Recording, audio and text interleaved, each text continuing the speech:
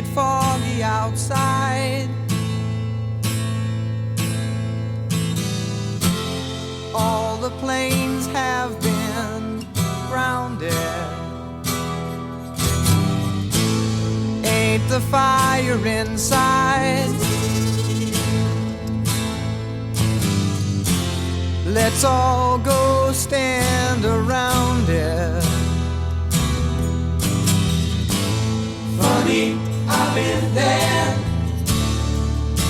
and you've been here. We ain't had no time to drink that beer. Ladies and gentlemen, welcome to the Sandman podcast. I am your host, Brian W. Tosh, joined as always by our resident hack checker, Oliver Fullington. Our producer and co-host, El Hilo del Hack, Tyler Fullington. And the man whose stories got stories, the hardcore icon, the Sandman. Hack, how the hell is it going today? Oh, man, it is going so good just because I don't have to travel. What's the date today? The 10th? It's 11th? June 10th we're recording this Okay, June 10th. I don't have to travel anywhere until the 29th. I'm a very happy human being. 19 days off for you, man. Yes. Where are you going in the 19th? Do you even know? It's 29. Yeah, 19 days. Do you know? Do you know where you're going? Hold on, I got it. Somewhere with Francie. Oh, wait, maybe Indiana. Maybe. Indiana. All right, let's see. First hack check of the day. First hack check Just of the day. make sure we double check it's the 29th. Yeah, we don't want you going to the airport. Yep, he's right. Lafayette, Indiana. Wow, Lafayette, Indiana. You can see how. Tippecanoe County Fairground. Oh, okay. Oh, it's going to be a fair. See, now fairs are fun because you have something to do if you're waiting around. You know what I'm saying? You can go on the midway to fair. Or at least people watch. Like, you got people watch. Yeah, you got anything. Yeah, but I love midways where you throw the darts at the balloons, you shoot the basketballs, you try to throw the softball the water squirt one where you squirt. And the bell goes up. I love midways. I can see you trying to drop a leg drop off the gravitron, like jump off the wall. Gravitron. Oh yeah. So here's somebody. All right, listen to me. The best advice that I could give anybody that is a parent and has little kids: be very careful on what rides you put your kids on county fairs, because every summer there's like 10 bad incidences. Somebody gets killed, somebody gets maimed, something happens. So stick your, go maybe the teacups or something like that, or that little like dragon coaster that they have, but please keep your kids safe. All right, so whoever booked that show on the 29th we'll see if they're still booking that show after you just buried the county fair. It's not just that one; it's everyone. When you're a dad, you think differently than when you guys think you're invincible still. Okay, yeah. Well, Ollie, take this advice to heart, man. Here, with your two little ones, keep them in the the potato sack slide. Just put their feet in the potato sack, let them slide down the slide. We'll be all good. Yeah, but literally in the last couple of days, somebody just died at the county fair. That's what I know, Hack. It happens every year. You definitely always see it around this fair time. So I hope you Indiana fans come out and see Hack there. Definitely be a really awesome time. Lafayette. Guys, I know we're all tuned into the NBA Finals. We are recording this on the 10th of June, so we have been able to watch the first two games of this series, and it's kind of been all Boston. I know that we're not too happy about that. Hack, you said you don't care. You said it might even be better for the Sixers if the Celtics managed to win the championship this year, because they wouldn't be as hungry or motivated next year. But I don't know where you guys stand on this one. Whoa. I have to say, and you can do your hack check, whatever, but our last episode, you guys asked me who I thought was going to win, and does anybody remember what I said? You said you have to wait till the first couple to see of games. what Porzingis is going to do. Yeah, you cheated. You basically waited to see if Boston would win the first two games, and then now we'll hear your prediction. I specifically dialed in Porzingis because they said that he was going to start. And did you notice last night he didn't start? No, but he came out firing that first game. What do you have, 20? Yeah, he had 16 in the first half. The other four came in the second half. He had a decent game last night, though. I mean, I think he dropped like 12 or so. Yeah, he had like 3 blocks. Yeah. You know what I'm saying? His defense has actually been pretty huge. They could have got Porzingis had some key blocks last night when when Dallas had a chance to get in with like 5 or 6. Yeah. You know what I mean? It's like Porzingis block. Yeah, I mean the playoff basketball, it's like a really shortened rotation. I think the Celtics probably only played like 8 guys. When you're going with 8 guys and you got Isn't that how it is in the playoffs? yeah, they always shorten the benches, and like Boston's 8 guys. I mean, they're really good. Like even Pritchard and Hauser are giving them good minutes out there off the bench, and obviously Holiday and White are just like awesome. Like they're Who's the zero dude for them? the zero. Oh no, that's Dallas. Sorry. Yeah, Zero's Tatum, isn't he? The guy with all the hair and stuff like that, just fouling people. Yeah, Derek Lively, probably. Yeah. Whatever. He had a couple I think, fouls early. Dude, that dude's not a smart player. Oh, you're no Lively. He's a I think, rookie. Lively, I think is number yeah, 2. yeah, I he's think a he's rookie. number 2. Why? I mean, horrible First time fouls. in the playoffs. Horrible Yeah. fouls he was giving up last night. Yeah, Dallas has to figure something out here because I don't know if they can match the scoring of Boston, and we'll see what happens when they go home to Dallas for games 3 and 4. Is it 3, 4, 5 at home? Or no, it's I 5 think back they in changed Boston. it back. No, it's 2, 2, 1, 2, 1, 1, 1. Okay, so that's why Kyrie was saying that I'll see you in game 5 kind of thing at the end of the game. Yeah, because it originally was 2-2-1-1-1. Then they changed it to 2-3-2. I think that was during like the Cleveland Golden State like run where they played each other like 3 times in a row. I remember that, and then they changed it back to 2-2-1-1-1. Because honestly, I think if it's 2-3-2, I think if you have the 3 games straight at home, that's more of a home court kinda advantage is. than I know, it's like if having you to- steal one game on the road and then you come back for 3 straight home. right. You're Yeah. sitting pretty. Yeah. Yeah, and Yeah. even if you take 2 or 3, you're still up. You're still up 3-2. So like, I think that's why they had to go back. They tried to do the 2-3-2 because of travel. Travel stinks, you know, because it's usually East-West Coast a Yeah, lot of right, times. it's East-West, so- Boston Lakers. Right, but it just, I think it kind of turned out that the home court advantage wasn't as good for the team actually with the best record. Yeah, we'll see. This episode will be coming out on June 17th. That would be Game 5 if necessary. So we'll see where this NBA Finals goes. Oh, I just wanted to say something else about why I was right. I was telling Ty earlier. Anybody? Why I was right. Yeah, exactly. Dude, I got to get him where I can right here. You know what I mean? I'm like 2 for 15 right now. Tobias Harris stat line. David Stern today was doing an interview. From the dead? No, not David Stern. Who's the next guy? I was just going to say, Adam Silver. from the cemetery? Oh my Roddy God. Piper, is that you? Terry Stern's gonna Funk, be is a that you? call-in next week. Yeah. David, call us from the bench. You and Terry, please join up. But Adam Silver was talking about expansion.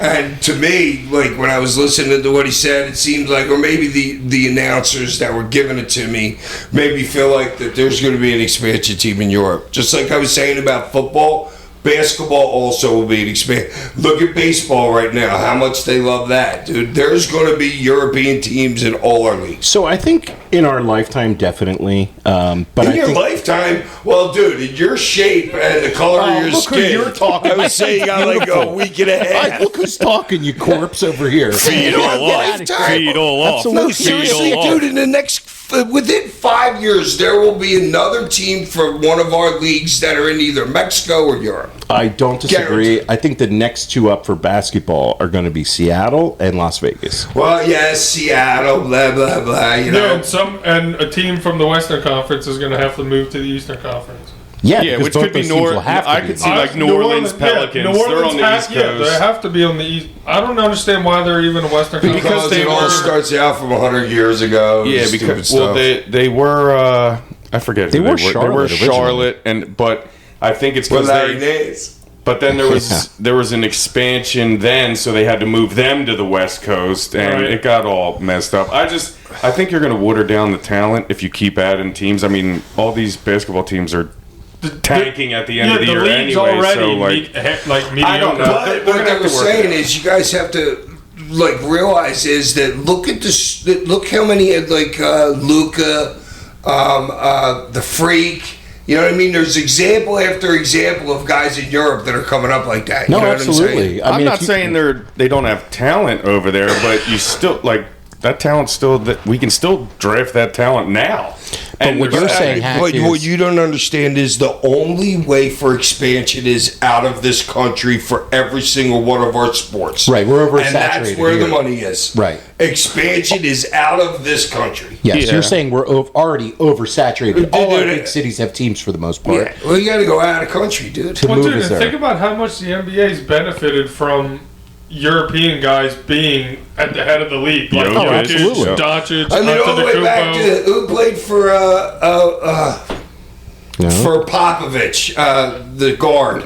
Oh, you're Parker. talking Tony Tony Parker. Parker. Yeah. Also Manu Ginobili. Yeah, now. Ginobili too. Yeah, now he's got I mean, it Wembanyama. goes all the way back to then. Yeah, I mean, if you look at the guys, if you had to say who are the top 5 or top 6 guys in the NBA, there might be Four or five of them European. are probably non-Americans, right? And that's So there's a hunger for it over there. oh, absolutely. I, You know I what I mean? totally agree Especially with you. like the right countries too. You know what I mean? Not so much England, but Spain. Yeah. absolutely. Italy, absolutely. I think part of the thing that they have to figure out if they're going to have European teams It's travel. is the travel. The travel Planes are getting faster, dude. I'm telling you, the Concorde. Very, very soon, planes are going to be going 3 times as fast. Passenger airlines. Well, Yes, but I think you also would have an inflated home court advantage or home field advantage for other sports for teams traveling to the European teams too, because that's you know what I mean. It's gonna that part of it still needs to be flushed out. But I do totally get what you're saying about expanding over but to they're Europe. also going to be expansion teams, so who cares? Give them the home court advantage, and they'll work it out a couple years later. Right. yeah. You know what I'm saying? Yeah, and I'm not disagreeing on your That's whole true. expansion premise. I'm just saying I think they have a problem right now with bad teams being in the league. So it's going to be interesting to see when they add more, you know, how that all works Yeah, but out. it's really, what is there, 10? What is there, 5 really, really good teams and 10 good teams? Right. It's something like that. Yeah. And then the rest are But the just rest of thrown the away. league is dragged. I think Yeah. I think you saw this playoffs. There's a little bit more parity now that you had your Boston in there and you know everything like that. But think about Minnesota coming OKC, in, yeah, Oklahoma City, coming and back. That's Cleveland, true. Orlando. So we'll see what That's happens true. in the next. That's totally true. I think know. the balance of power, like you're saying, Ty, is tilting towards parity in the NBA. Right. You know what I mean? Right. But great transition, Hank. We're talking about this European expansion because our Phillies were over in London this weekend. I watched both games. Did you guys have a chance to watch the games this weekend? I thought it was Well, really not, cool. not on Sunday because we had softball, but Oh, okay. Saturday And we were took watching. 2 from a great team. Nice. Bam. All right. I'm Awesome. trying to 3-peat this year. Okay, awesome. Glad to hear that, man. So I liked it a lot. I thought it was really cool. They had a lot of former Phillies there. You got to see all the guys from the 08 team, and there was a lot of people out there for the games. And it looks like everybody out there really enjoyed themselves. There was a ton of Philly fans out there representing. And how cool was the Harper home run? Oh yeah, and then the soccer slide my that he did God. there. Everybody's talking about how much of a Big curmudgeon. games, big people. Yeah. The dogs show up in big games. And Bryce And it's always not shows even up. a big game. We're 24 games over 500 No, right but there. he's on a big stage there. It's the London big game. stage, but it's not a big game. But Yeah. yes, the I stage. know, but how happy was the MLB for him to be over there crushing the home run? Oh, like, my what God, better man. guy to showcase Well, he over could have there hit than 2. Dude, and then That's what I bet him for. I bet $1 to win like $45 to hit for him to hit 2. Well, All right. the second game, we caught the last like couple innings of the second game after our softball, and I mean he came up with the bases loaded again, game on the line, roped a hit. Lost 2 bets in the bottom of the 9th with bases loaded back-to-back days in London. Oh, You remember the double play that they hit into at Yes. at the end in the first game, and then the same different double play. The catcher made a great play. If that ball just goes another 3-4 feet, it's definitely not a double play. No. no, And it but, scores tie. but it's Castellanos, and that stuff happens to him. So he seems finds to. a way to hit into a It's- double play. Yeah, seems break your bat and the ball goes 2 inches. Yeah. yeah, well. It's just it feels like that dude just if will find a way right now. You know that's Right just now, the way, that's just the way baseball dude will- is. in August or September, we will be talking about him being Zeus. Well, speaking about the planes, did you see the planes that they flew over on with like, I mean, it was like a hotel in the Oh, air. it looked amazing. I mean, like It looked amazing. like beds, like it was a double decker plane, like it was crazy. That's on a real rich flight. That's like an Abu Dhabi airline flight. Yeah, I'm sure. So coming up here this week, guys, I know last week on the show we talked about, what I said was, maybe the greatest wrestling pay-per-view of all time. It was so successful that WWE had no choice but to relaunch ECW as a third brand. And this week on the show, we are reviewing ECW on Sci-Fi, episode number 1. And as great as that show last week was... Yeah, if you can find it. On Peacock. I had trouble I searching looked for like 20 minutes.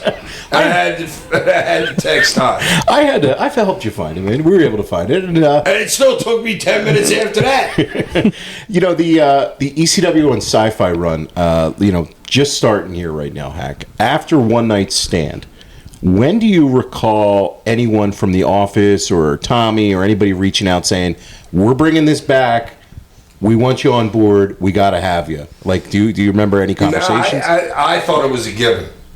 You knew after One Night Stand? Yes, they were doing it for a reason. Okay. Man. So you just knew that night. That night you were like, something's here, this is happening. Absolutely. After the very first One Night Stand, or I don't know about that. The second one. Well, the second one was already in motion. So you guys were already ready to go for the What Sci-Fi did I do in the launch. first one? we just talked about this last week. You and Tommy and Dream about versus it. Bubba that and I Divine. know, that one. The second one, you came out and caned Eugene. Okay, yeah. didn't have- Yeah. So the first one, yeah. I Okay. know. So so after the first one, you guys know at this point, at least you did, you had an awareness where... The crowd, everything. How was- could they not dip in a little bit, dip a toe in a little bit more? You know It was what I just mean? too special of a show for them to not do But I something. also thought that that it wasn't really going to be a one-off. There's no reason they would do it for a one-off. Okay, so That's what I thought doing too. that whole to-do and putting all that work in... Setting up something. So that it kind of seemed like maybe they were testing the waters for it, seeing how successful it was. And that show was a very successful pay-per-view. It did 300-some pay-per-view. Look at the matches. Yes. I mean, that was I think it was like 325,000 buys or something. Yeah, it did really successful on pay-per-view at the time for what Did they were it? doing. For a B pay-per-view. Yeah. It did really good Why? numbers. What were the other pay-per-views doing at that point? The ones that were not Royal Rumble Mania, they were doing less than that. They were in like Is that right? Yeah, so Well, you yeah, guys, because I was on it. Now that makes sense. Now that I think about it. Clearly. I'm an idiot. they knew the Sandman was in the card, so they had to Yeah, shell they out. knew you Dude, didn't. that was 225 and a 325. Yeah, there you go. Like, I want to see Hack. So at this point, do you remember who in the office called you to actually give you a formal offer to join Mark in? Carano, and I hung up on him You hung up on him when you got an offer? because I didn't believe it was him. So wait, hold on. He What- thought somebody was ribbing him Walk from me through WWE. Seriously. All right, so you thought somebody was ribbing you when you got the call? Yeah, dude, I don't know this dude from a can of paint. And he's like, yeah, it's Mark Carano, blah, blah, blah. I'm like, dude, I don't believe you. Hung up. Call back again. He's like, no, Hack. And he called me Hack the second time. So then I think that's what made me listen a little bit. Okay, so then he tells you we're relaunching ECW, we want you Whatever in. he said. It was more like, yeah, we're doing something. We want you to be here. Okay, I'm like, well, how much money am I getting? right. And what was their offer for you at this time? They offered 125. I said, I told them no because they're starting something. I'm 5-time ECW champion. You know what I'm saying? Right. So I'm like, all right, I want 150. Okay, and then they gave you 150. Yeah, and then after like 6 months, I don't know exactly, but then I got another raise from Johnny. Okay. Johnny Ace, I wanted another raise to $175. All right, so for regular people that don't understand this, here's the deal: if you sign a 3-year contract, now granted, they can fire you at any second of any time, and there's nothing that you can do about it. So your contract is for 3 years, but it's really only guaranteed for the next 5 minutes until you get fired. But your downside, which at minimum, if you're making $150,000, at minimum you're basically getting $3,000 a week. You know, because it's 52 weeks, whatever. It's going to be a little bit different. But if you go on the road, like in ECW, when I signed the first deal for $150, and then they put you on the road and you make $500 a night. That's what they were paying me. I did that for 2 weeks. I told Johnny Ace, I said, dude, I can't do that. He goes, oh, do you just want to do TVs and pay-per-views? I was like, wait, I can do that? So I said that, those exact. I was like, I can do that? He goes, yeah. I'm like, sign me up. Okay, so you were not down for the slumming it for the 500. No, but you know what, dude, because it was over. Like, you'll start up in Portland, like on the West Coast, you know what I mean? And then in 4 days, you'll end up down in San Diego or maybe Mexico. So you're going like Portland, something else, San Francisco, Bakersfield, LA, San Diego, maybe Mexico. Yeah, and it's horrible. You got at minimum 200 miles a night to drive after your show. Man. Heck, I saw. Now, they pay for all your hotels and like cars? So that's your cover. I'm a personal service contract. Okay. I pay my own bills. Okay. Yeah. So they just, but when they fly, like, oh, they flight to everything are taken care of. But if like if you're driving and staying in hotels, that's all you? Yeah, I got lucky. I didn't have it in my deal, but the lady Ann was like the greatest. If you had a travel problem, anything, she fixed it in like seconds. And I wanted to fly the day in before a pay-per-view because it was supposed to snow the next morning in Philadelphia. She's like, oh, I'm glad you're thinking like that. Some guys don't think like that, you know what I mean? So from then on, they started paying for my hotels, every TV and pay-per-view. Oh, okay. They were like, yeah, this guy's a model employee. Well, you're helping her out. Yeah, absolutely. Yeah, you're helping her out, so because you know how many people are going to call her and be like, oh, yo, I got an issue. You know what I'm saying? His name got fired. Tess got fired when he was going out with that beautiful blonde. Not Kelly. No, the one before that. Stacy Keebler. Oh, okay. Those two got all drunk one night at his house, didn't pay attention to the weather. They had like 14 inches of snow. We woke up and he's like in a fucking tag team championship match in a pay-per-view. Oh, man. That night. He tried the cops. He tried everybody. Four-wheelers weren't even going in the shit. He got fired for it. Wow. For not paying attention to the weather. I mean, it's your responsibility as a performer, and they have storylines in place and business in place. So, like, yeah, I can understand. They kept her, but they fired him. Well, that's exactly the story. Oh, God. That's right. So you had your base contract and then, like, pay-per-views and everything that was different. Yeah, you get a bonus, but, I mean, you guys got to understand, in 2008, I got paid $75,000 for the video game. Now, it's a pain in the ass, like, for me, but I excuse me? Yeah, I know.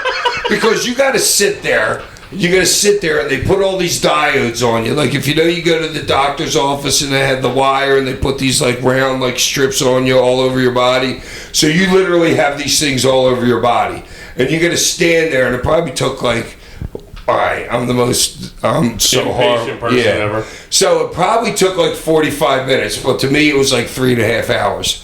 And you have to stand there and you put your hands at your side, and then you have to move them up like you're doing a jumping jack. Hold them for a second, move them up a little bit more. So it'll take you like 45 holes to get all the way up above your head. So it was a pain in the ass when I got paid $75. That was the first year that the game went to every system. Like Guido told me the year before, he got paid like $45, but then he was the one to say, no, they're doing this other system. Well, it's because the PlayStation 3 was it. So you had PlayStation 2, PlayStation 3, Xbox 360, that were all had the game on it. Yeah. That's awesome. So at this point, I'm getting my regular, like I think I was at $1.75 there, so I'm getting a little less than $4,000 a week. And I get $75 for the game, and I get $38,000 $500 or $39,000 $500 for 2 moves in WrestleMania in Detroit.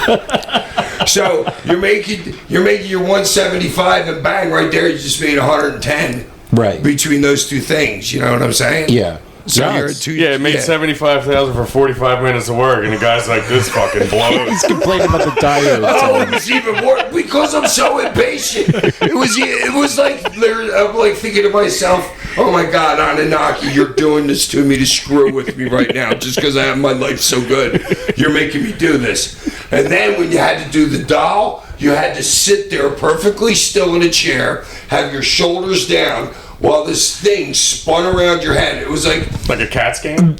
yeah, kind of, but it came over top of your head on an arm, and they stuck the thing over top of your head, and there's like all these lights going around you and stuff like that. You can't move. If you move, they got to start again.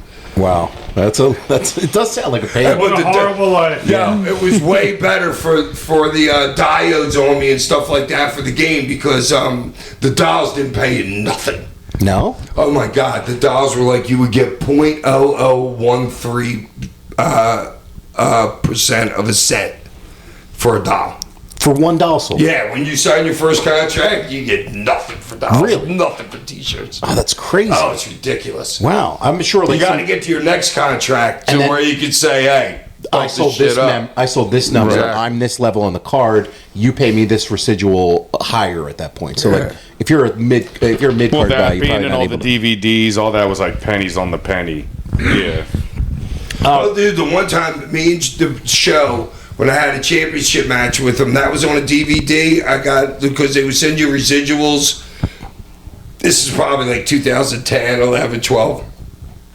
They sent me a residual, like you would get them every 3 months, so you get 4 a year. And one of them was 5 G's, just because I was on that DVD. Really? With them. Okay, that's a Every decent other chunk. one was like $43. Yeah, who comes up with these payouts? It's very interesting. So to the me, Big whole Show got payout you system. over. He got you a little nice $5,000 check. Yeah, dude. Show, I love you, dude. You know that. I can't wait to see him again. I just watched him in a match. Nice.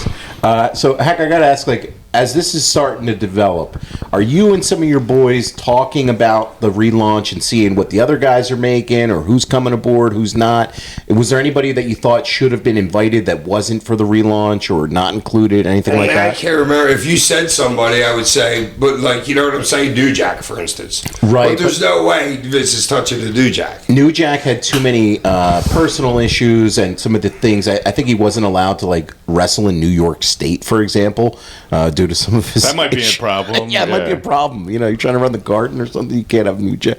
I don't know. New Jack. Doesn't New York have an athletic commission?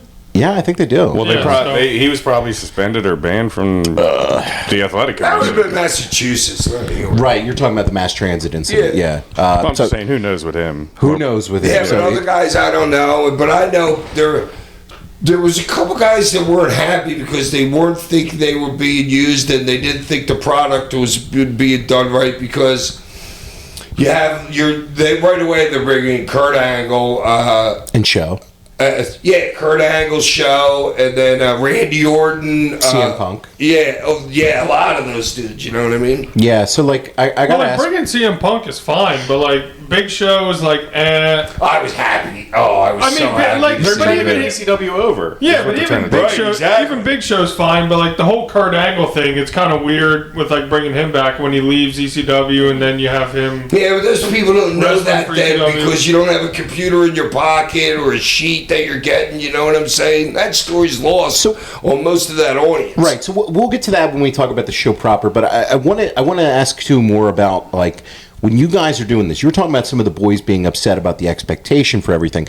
Who was upset about the positioning and the use? Balls wasn't happy. Balls Mahoney Yeah, he was a complainer. was not happy about the way he was being used. Like, what did he expect? I don't understand.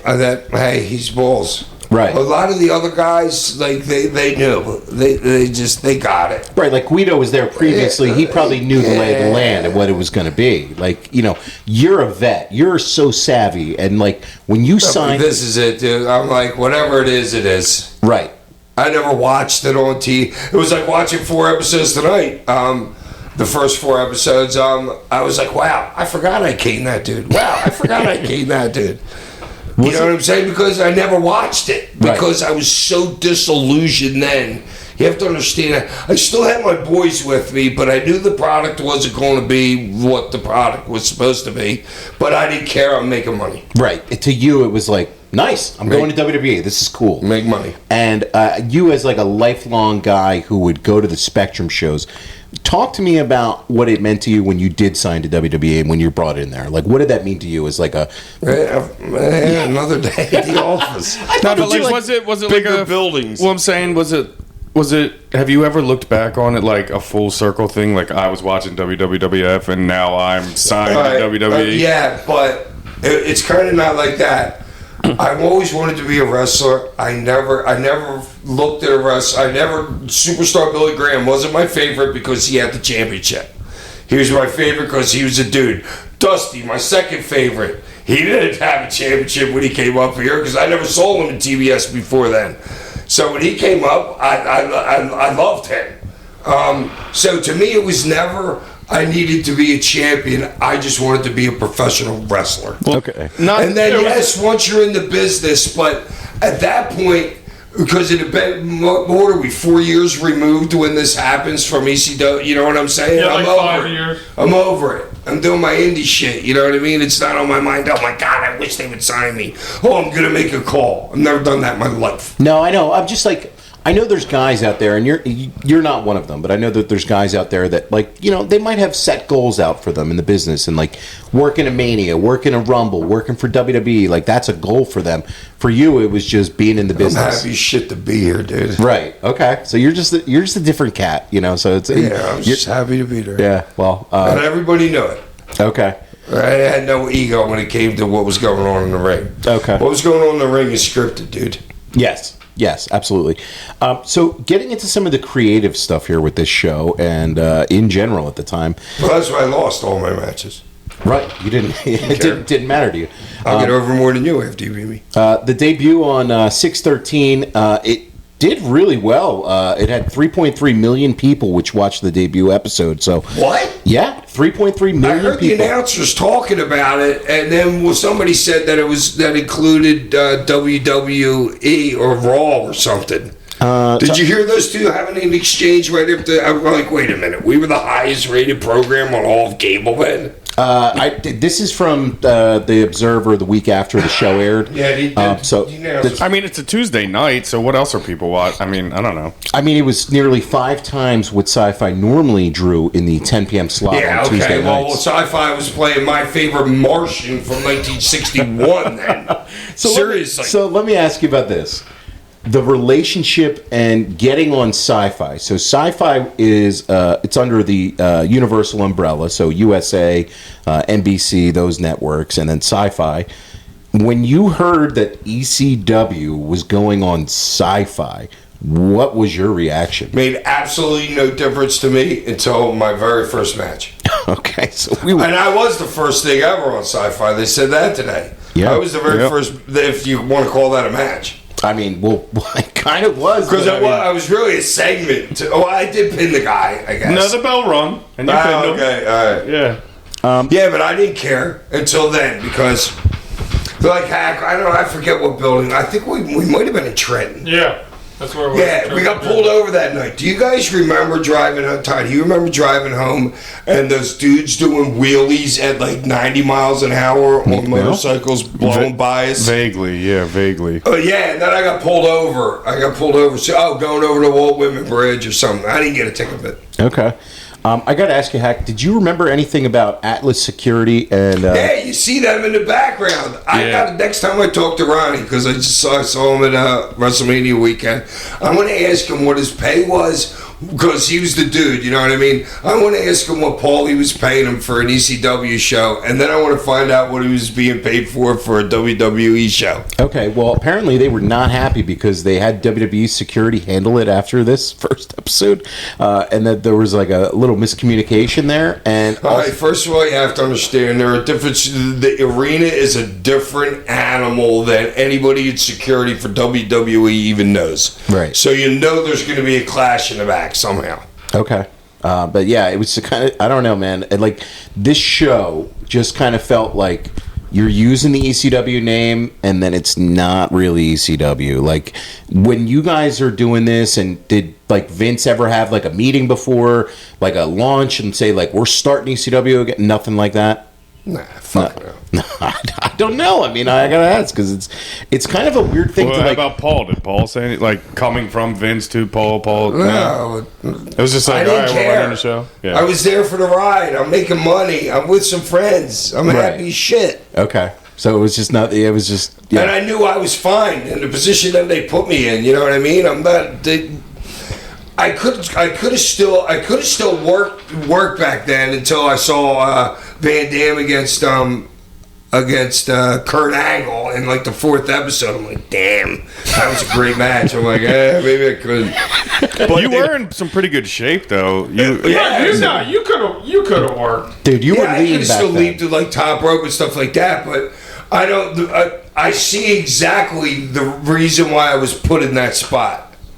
You know what I'm saying? I'm like Andre the Giant or something like that. You're an attraction. Take it easy. You're an attraction. Yeah, I'm an attraction. Yeah. Take it And easy, that's how boss. they looked at me. Yeah, take it easy, boss. And then dude, I'm in the back. I'm getting paid a shitload of money. Maybe not more than any money that I've ever made in my life, but I'm making a shitload of money, and I'm getting to hang around all my boys. So, how can you not be happy? And not Right. work matches. And have the easiest job in the company. Kane zombies. You have a great mentality for it. Like it's unfortunate that other guys didn't have a great experience with it, but I know that you had a great experience. So you just kind of chalk it up to like, hey man, I was in the show and that's what it was. Like whether or not it was great, who cares? I got paid good, and that's There was nothing I was saying that was going to change anything that ever happened there. You know what I'm saying? It's kind of like, honestly, it's kind of like when I went to prison. When you go to prison, you have no say over anything that you do in your life. You eat, you sleep, you do everything, and it's regimented. And you have no say over your whole life. I had no say whenever I walked into one of those buildings, and that's how I felt. okay. None. So if you go in with that attitude, you can't be disappointed. It's impossible to be disappointed if you don't have any expectations. No, you're comparing it to prison, so I don't know if you had a At good least time this there one or you got not. to check for it. Yeah. Joey. Yeah, but also Didn't have to worry about dropping the soap. But after that all was done, and then I was there. But there was only a couple of us left, like me, Dreamer, Sabu gets fired, Van Dam, and a couple other guys. But then once they moved me to Raw, I swear to God, it was like I was checking into jail every time I showed up to a Raw show. Oh man, It was that horrible. I hated being there so I know you much. didn't enjoy that experience. Oh, I hated that We'll get fucking locker room. We'll get to that on a future episode. I do have one other note here to ask about. This was in the Observer. One person in the midst of things version involving the show creation. Heyman fought hard all week up until the show started on the direction of the new ECW. Obviously, the McMahons and Kevin Dunn won out. In the mind of McMahon and Dunn, the ratings validate their position on the new ECW. And that's kind of what they're going with. So they kind of decided to go in this direction. Heyman tried to fight him on some stuff. And you got what you got here in this first episode. So I guess, it's not even like they had to go full-fledged every match, no rules. You can do it put one match a night, like a ladder match or a table match or something. And guys are good enough to get over without doing any of that shit. Like Guido, whoever you put out any there. So they could have just booked it and made storylines and got ECW guys against ECW guys, and everything would have been fine. Yeah, And of course you're going to have it a little bit different. Like the rules were a little bit less, a little bit more lenient, not as many rope breaks, shit like that. You have your tornado tags, but you can still keep it, WWE, ECW, like you said, it doesn't have to be everything hardcore. And I think it could have worked, but I don't know. They just went a little different way with it. It gets worse in the next episodes. Yeah, well, They do a lot more hardcore stuff. So this show started off, and this is to start a new show. Was Paul Heyman and RVD came out. So first Heyman comes out, and then Heyman introduced Rob Van Dam. Styles and Taz are on the call, and Styles calls RVD the greatest wrestler to have never won the world title until now, really putting him over. And RVD picked up the win over John Cena at ECW One Night Stand with the interference of Edge in that finish. Do you remember talking to Rob at this point, what it meant for him to get the WWE belt or anything like that? No, but one thing that I want to say is that I kind of hate to say it is Taz did a great job of putting dudes over. This is how honest you are. You can even put over people you don't like. Yeah, he did. He did do a good job. He was spot on right there with Joey, dude. He put everybody over just perfectly. Yeah, That's because he put you over. Is that why you heard him? Well, dude, I had the belt 5 times. What's he going to say? Oh, yeah, here comes this drunk out of the audience. but I know this is the most extreme guy on ECW. Hack's like, you know what? Taz ain't that bad. I love Taz now. Yeah. Taz is tall. Yeah, no lifters. No yeah, lifters. right. He looks great these days. Yeah. No. So That's funny. Out comes RVD. I did like the ring canvas. The ring canvas did have the cool ECW logo on it. Yeah. I thought it looked cool, and that kind of separated I it didn't even from. notice. It Dude, separated but it did I from. like the entrance that they have too. Yeah. Like they had all the aesthetics there. You're just Missing fucking everything it up else. in the ring. I Yeah. like the entrance, but it was kind of messed up as like in the court because I remember going Right. to those shows and they'd have the big Tron like the SmackDown entrance. Now it's Yeah, like and the then because ECW, jobbers, like- ECW was taped before. What was it? Before like Yes. Raw or SmackDown or yeah, something. it might have been Yeah. after. I don't remember either but way. also, you have to understand the arena that we're in right there. You know what I mean? That's not a huge ass arena to No, have the small. run Right. and everything. Yeah, right. You know what I mean? So they were using us in smaller fucking venues. Yeah. Which is smart, and that's fine. Sellouts. Yeah, it was- You want to sell out? Yeah. Yep. Absolutely. So RVD came out. and Like he the was- WNBA should be doing. yeah, absolutely. Smaller arenas. Not when Caitlin Clark's in town. That's right. She's packing the buildings. So RVD came out and he was doing some gloating. He called himself the new champion. And then Heyman presented RVD with the new ECW World Heavyweight Championship. I kind of thought that was weird. I don't like belts just getting handed out to guys. And I don't know why they decided to give him that other belt when he already had the one belt. I don't know. It just kind of was weird to me that that's where they started. We're a at. new Like, company. We're like SmackDown has If you're not belts, ha- Raw if, has if you're belts. not handing it to him, what are you doing? having a tournament for it or something. You know what I mean? Like something other than just handing a belt he to just somebody. won the. I know, but Well, that he was won like the one ECW other belt. He won the WWE Heavyweight Championship, and now you're giving him the He's ECW. anointed the ECW belt. Right, so I didn't have a problem with it because he's so great. You know No, what I'm it was just saying? a little, like, but weird. I It was get your just point weird. now that you said it. He's cer- I didn't even think about it when the it was pro- happening. The problem is that there was nobody else to put who else are they putting that EC? I guess you could say they have angle, a, show, you have a tournament whatever. for it, but Right. Like I don't have a problem with Rob being the guy that gets it, but I'm like doing it with, I don't know. It's just It was kinda- just a little weird. Yeah, I agree. it was just a little weird to me to start that off like that. And I don't know. I kind of thought that like he didn't need it because he was already the world champion, so you didn't need to introduce the secondary belt. And then did you guys notice there was Yeah, but it's probably their way of thinking about, well, let's get out of this without a tournament. probably Well, you give Rob the You're- you you're give probably Rob right. the And you know heavyweight. Rob's not going to carry the other belt for long. Right. No. because he's ECW brand. Right. Right. So Yeah. The other thing, did you guys notice the fans in the crowd? It must have just been a couple people. They were chanting, "Throw it down, throw it down." Yeah, I heard to that, the yeah. spinner belt because this is the spinner belt. And I was thinking to myself, I'm like, you know what? If Paul Lee really had the book and was really doing it, throwing down the WWF World Oh title my God. would have been a huge Oh my I can't believe freaking God. Vince honestly didn't say do that. Well, why, he would never want to disrespect his own belt for I know ECW. it's good business. It would have been great business. Like I'm thinking to myself, like, But I agree, Vince ain't let you shit on his belt. no You're way, Right there. He would never let you do that. I You know what I just- mean? It's his bread and butter. But it's versus- good. It would have been great. That would have business. been if they did It would have that. been fire. Right, Straight fire. Now you got a hot angle for something. You got a hook for the new show and the new brand. We're so hardcore, we don't even care about this title. Do you know, like the Shane I Douglas think thing? Yeah, of Rob course. probably pushed to keep it because he liked it because it's spun. If you remember him saying that, he's like, "I like this one. It spins." Yeah. But for some reason, he could not keep that belt on his shoulder. Oh my God! No, I'm dude, so glad sliding you off. said that. Well, dude, He was like this. when Well, it was just the the one- straps were too far apart. That's what- Whenever yeah, it got 'cause I- buckled, it's too big. yeah, it was probably fitted for Cena's waist. Yeah, or his biceps. True. Yeah, True. Literally, he could not keep that thing on his shoulder. I'm God, like, how "Jeez, Rob." hard was that? And then when he shook the hand, He's like, Yeah, yeah, it was a little weird. So then out came Edge with Lita, and they're building up to a match. oh my God, how good did Lita look? She looked fantastic. Oh, Yeah, I don't know how her Boobies. nipples stayed in her t-shirt. Oh, they didn't. Yo, yo. Wait, I gotta rewatch that. Yeah. No, what it- it might not, Peacock. because I watched a couple weeks after. It might have been the next week when she took an angle slam. Oh. Yeah, her shit fell out a couple times in that match. Okay. Yes. So they're building up to a match at the upcoming Vengeance pay-per-view, and Edge said that he respects RVD, and then he respects Heyman. You and notice he laid how out- Bowie puts his hand up? Yep. Doing Perfect setup, yeah. Perfect. Great setup. So then Edge leaves in the crowd, and John Cena was there in the crowd, right behind Edge. So he came up behind Edge, and then he lays into him. Then he throws him over the barricade, and then RVD came to the outside and went after Edge.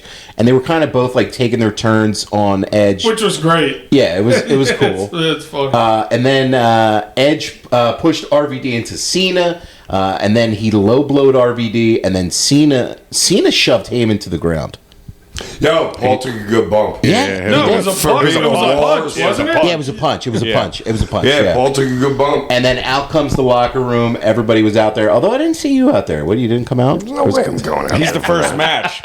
True, So true, true. he's got to do his entrance. No, you got. That was before Well, the first match, and you're the first match. You got to get ready for your entrance, so you can't be at the ring. Well, either way, and I then- wouldn't go out there for that. Well, Because right. it's kind of a waste of your star to go out there. Yes, that's how I feel exactly. No, that makes sense. There's I no don't think Donnie Allen. I don't think I saw Sabu out there either. Like, you know what I mean? There's a bunch of us. Yeah. The yeah. only thing I didn't like about that segment was when Cena was behind Edge in the crowd. Lita looked like 6, 7 She gave- times. yeah, it was and a bad- like, but like she didn't like play to John, and John's literally like 3 feet from her, and she looks back like 7 times. I'm like, I know. What are we doing here? Finally, John gave him the Iggy. Yeah, like, he's like, pushed him "Get on over his here." like side or something. yeah. Yeah. What were you gonna say, Al? Yeah. Okay. So after the break, Heyman was talking to the ECW boys, and then he was saying he was going to bring ECW to Monday Night Raw. Yeah, that one. I want to be in the background. I'm trying to hide behind people's heads. Okay. I didn't even see you. Yeah, I didn't even see you. Because I was behind everyone. Kurt Angle was in the front. Remember on the front left? No, you're talking about a different segment. yeah. Yeah, you're talking about a different segment. You weren't part of it. This one, Balls was fired up for this one. He was like, yeah, we're going to get him. Yeah. What are we going to do, Paul? He's really trying to make his go in WWE here by being really emphatic in a backstage segment with Yo, Paul. but that's smart. Maximize Yeah. your TV time. That is absolutely Right next to was, Paul I in the told front, you, yeah. he was no dummy. No, And he yeah. could work his ass off. And he was already du- up there before. He was no dummy at all. Yeah, Well, he he was was a- just like a hardcore biker dude. And Yeah. smelled. And smell. He was wrestling Not all the ECW. But when he did, though, Hack, let's be It was honest. those shitty pancakes. Everybody Those are the smells Monday sometimes. pancakes. So next up on the show, this is the moment and the reason we got to do this. You hear this eerie music come out, and then out comes The Crypt Keeper music. and then out comes the zombie in like a flannel, and he looks like a zombie. Timmy! Rest in peace, Timmy. Did you know him before he was the zombie? Yeah. Okay. We done some indies in New York, Frank Goodman probably and stuff like that back in the day. Okay. And were you like? He was cool. Timmy got it. Who was the one who brought him in for ECW? Do you remember anybody? Like, I was have it? no idea. Okay, I don't know if you recommended know. him or I don't know. Well, no, but he wasn't considered an ECW dude. Okay, just for this one-off because it's a one-off spot. Yeah, I'm not so sure of it. They were like, listen, we've been searching all over for a zombie, and I think you're our guy. Yeah, like how did they settle on him for? We've a been zombie? searching high and wait a low minute. for a zombie, He and was you're probably perfect. one of the tryout dudes that they always have in shows. Yeah, I know, but what Ty's saying is like, how did they settle on this guy to be a He's zombie? like, I got it. Yes. You're the zombie. God damn it, pal! That's a zombie right there. You'd look Hey, great. dude, what's You funny? look great in a cut-up Yeah. flannel. Get him in a flannel now. Oh, it was a brand new flannel. Magic. The guy Magic. Magic was great. Okay. I forget his name. Dude, but he sprayed it with black spray paint. They frayed it and shit, so it didn't look like he was wearing a brand new flannel. Dude, and I don't know if you noticed, like, when he came out, even all the way to the ring, like, the whole crowd is like, dude, what is going on right now? Like, Yes. so Watch quiet. the next 3 I know, it's like, episodes. if you're, Same thing like, repeats. you couldn't have thought of anything better than Okay, a fucking let zombie. me tell you. So, somebody tells me hacked, somebody wants you or something. I was probably off reading like a Scientific American magazine or Don't put something yourself like that. over like you're smart. That's what I would do, dude. We didn't have phones in our Yeah, it pockets was all on the first time. page like LeBron. Wait, what year is this? Clip Because notes. I didn't get my iPhone until after they fired me in 2008, and these two convinced me to get my. So I didn't have an iPhone yet, probably at this point. Okay. 06. All right, so either way, yeah. So like you that? read magazines. That's what the fuck you did. What were we talking about? You were talking about what you were doing when you found out Oh, that there okay. was a zombie. I don't know, but somebody tells me, yeah, they want to see it. So I woke up and there's this like 4'5" alien, like a lion, like a doll? no, a dude in an alien suit. Okay. And then there's Timmy standing next to him as fucking. I swear to God, this is how. This was my aha moment. Because I didn't consider about the Sci-Fi Channel and what sci-fi means as in being sci-fi. I just thought we were going to be wrestling on sci-fi, just like basketball's on TNN or whatever. You know what I mean? So I'm not equating the sci-fi to our wrestling. So I woke up and there's this dude's dressed in an alien costume and Timmy, and they're putting powder on Timmy. So when I hit him, you'll see that a big. It does. Oh yeah, it it does does. come up, yeah. And they're putting flour on top of Timmy then. And I'm pretty sure they asked me, but I'm not so sure. I'm like, no, dude, the green dude ain't happening. The mummy's better. You didn't want Kane an alien. No, because it was a young kid. Oh, okay. It was that small, you know what I mean? Because aliens are supposed to be small. Yeah. Are you sure it wasn't Hornswoggle? I'm surprised you didn't pick the alien. Kane Hornswoggle in a second. I'm surprised you didn't pick the alien, knowing what a big alien guy you are. I don't know. Yeah, I know, but it was just so cool. Honestly, I was like in shock. Dude, I was half-assed in shock that, wait a minute, this is my segment tonight? Right. This is what we're doing on the debut episode. Yeah. This is the debut match of This is the ECW. first thing that's going to happen in the ring. Dude, I'm feeling it right now. I was utterly and thoroughly shocked. Okay, so I got That's like, well, I'm making 150 so far. Yeah, just Well, yeah, I'm going over. Zombie, I'm Scarecrow, Whatever. whatever. You throw them out there, I'll cane them. So, priest. I did a Tony. how much in your, and this is just your opinion, how much in your opinion do you think it was like a sci-fi edict, like we need this thing on our show? Because- Absolutely.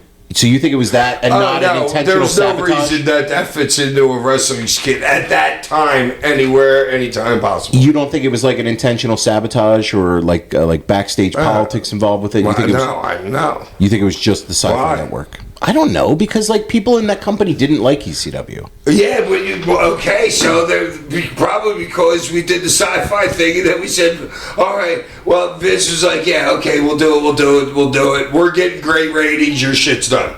Yeah. You I know, know but what I'm it's like, saying? why That's could- how I see that. I know, but it's like you could have just brought in like a WWE jobber being like, oh, I want to try out for ECW, and then hit Hack's music, and you could have did the same thing. They had to wet Sci-Fi's beak for one, and then that was it. Yeah. Right. And then, like, you guys also introduced the vampire character, Kevin Thorne, later. So there was, like, That's stiff. Oh, my God, he's so stiff. there was, like, some intent to, like, kind of reach over to that aisle.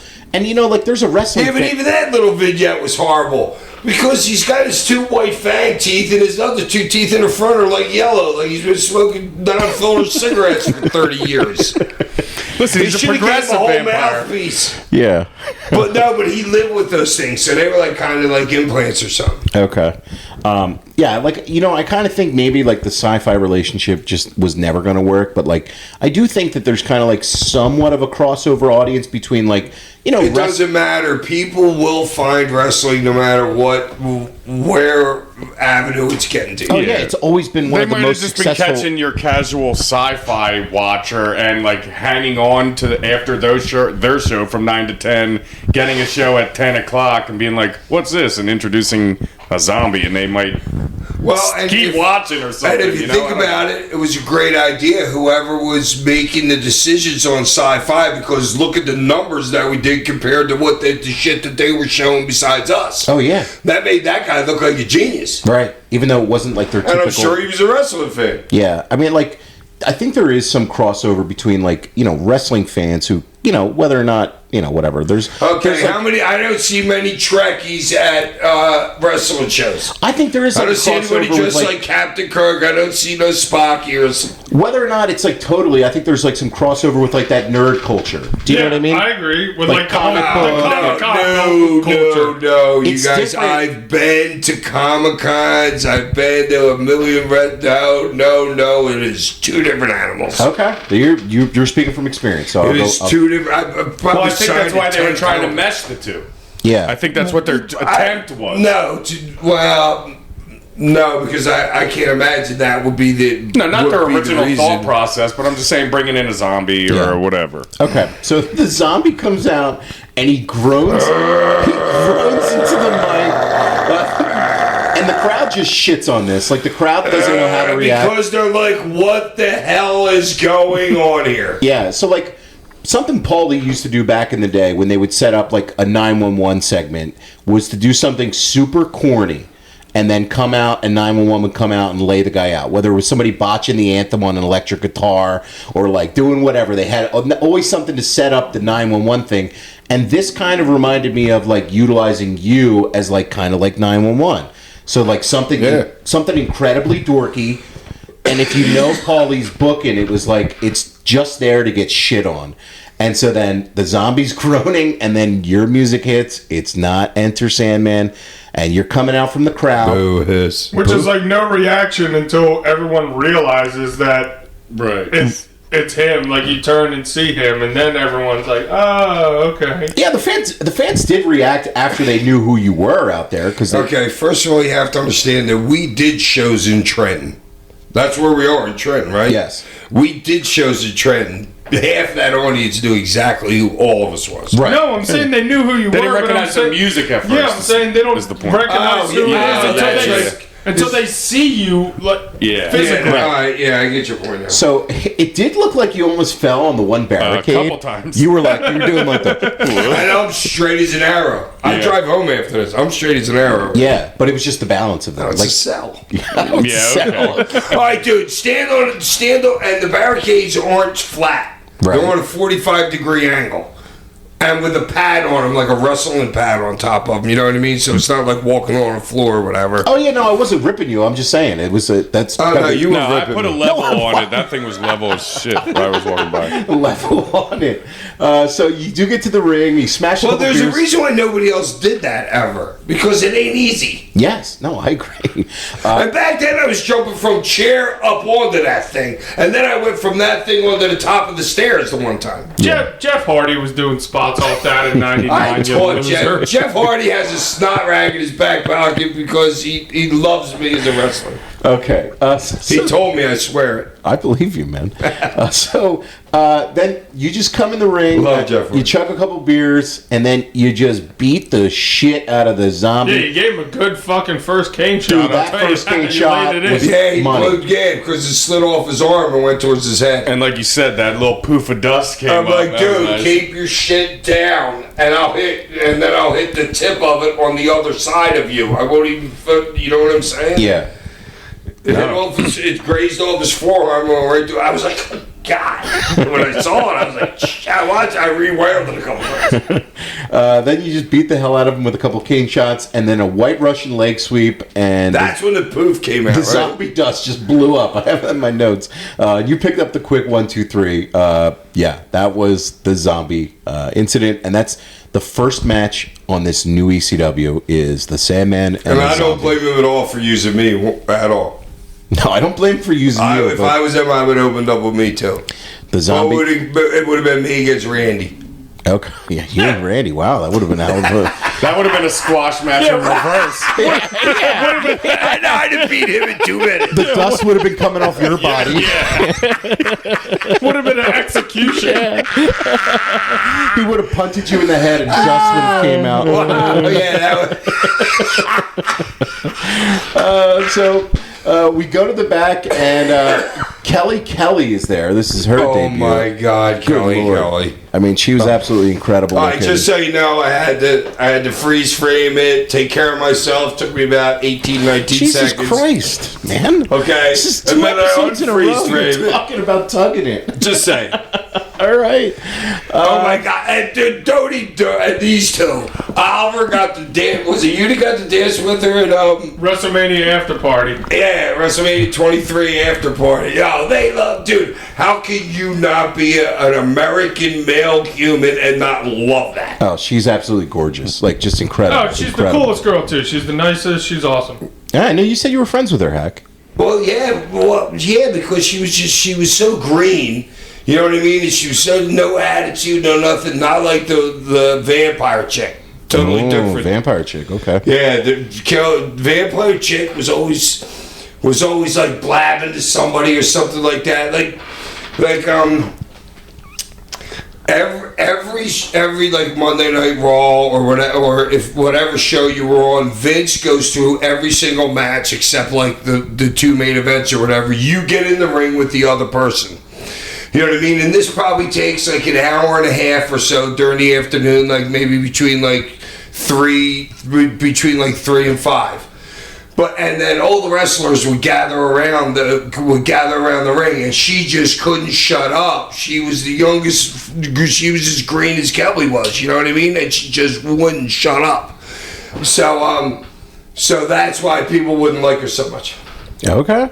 Wow. And when you're green, you shut the fuck up, dude. That's just the way it is. Yeah. You got a lot to learn. Me, I could never be around that, but you had to be there. It's not like Vince wants, when it's your time, Vince doesn't want to send somebody to go find you if you're outside smoking a cigarette. So I would just sit up in the audience in the first level, and then somebody would like wave me down. Because I couldn't be around all those people around ringside because they would just talk such nonsense. Straight nonsense. I'm like, how can you listen to this freaking for a couple hours while you're waiting your turn with Vince? Overproduced everything. Oh, Yeah. man. Did we show you the clip of Kelly in the interview talking about the cane shot that you gave her? I don't On the know. outside I would have of said the I ring. never came. Yeah, Well, you you have to came her watch right in between the eyes on the one, and she was talking about it and said that you were telling her that, yeah, you'll take care of her, it's not going to hurt. And she was like, I wanted to cry after I was calling my mom. Come on, Hack. It's your friend, man. She's green. You can only pull it so much. And the girl's never done an athletic thing in her life. I mean, and she took it great, and she put you over after. She was She like, did. oh, no, Sandman's great. Like, Yeah. I love him. I know you wanted to give it to her stiff, but maybe a little bit different. Dude. Yeah. Oh, my God. Or the hard way. Yeah, So like the the- next episode that I ended up watching was probably like an hour or so later. I had to do it again. Shut it down. round two. Round two. That took me like 35 seconds. All right. Just saying. From one pervert to another, we got some clips of Jerry Lawler coming out at the second ECW One Night Stand, and then Taz choked Good him out. setup for the whole thing, though.